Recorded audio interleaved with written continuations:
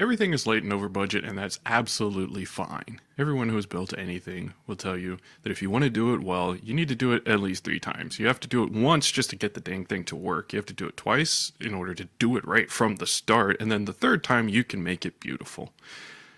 The problem with that is that all major public infrastructure is first build. You're usually building something that has never been built before, and you're doing so under constraints that are imposed by people who have no idea how to build things at all. So a bunch of politicians set a budget, they go to a competitive bidding process, they say to a bunch of contractors, hey, how can you build this thing within these time constraints and within this budget, and also whoever gives us the most pleasing offer is going to get the job. So what do you think happens? Contractors say, that's sort of within the range of possible, sure, here's my bid. And then they go out to do the thing, to build this new piece of infrastructure, and they discover a bunch of snags along the way.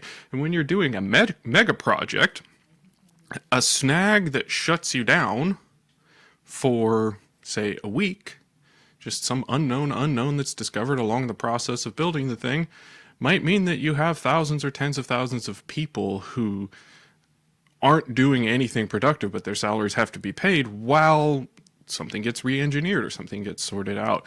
And there isn't an alternative to this. It doesn't mean that the people who were hired to build this public infrastructure aren't competent, aren't capable of their jobs, weren't the best people to choose. It just means that they're doing something that nobody's done before. And so there's no amount of forethought or engineering that is going to uncover every problem that turns up along the way. And when you look at this process as it goes on, you have the problem that we have every participant in the process knows that the budget is not going to be met and the timeline is completely unrealistic.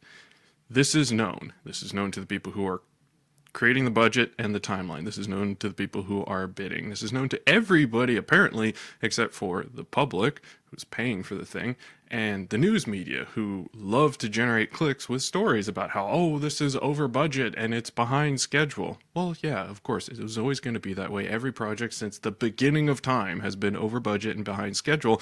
And once the things are built, everybody is happy to have them, and nobody is worried about the cost and schedule overruns. My favorite example of this is the bullet trains in Japan, which are held up as this sort of wonderful standard around the world, this wonderful service that revolutionized mass transport.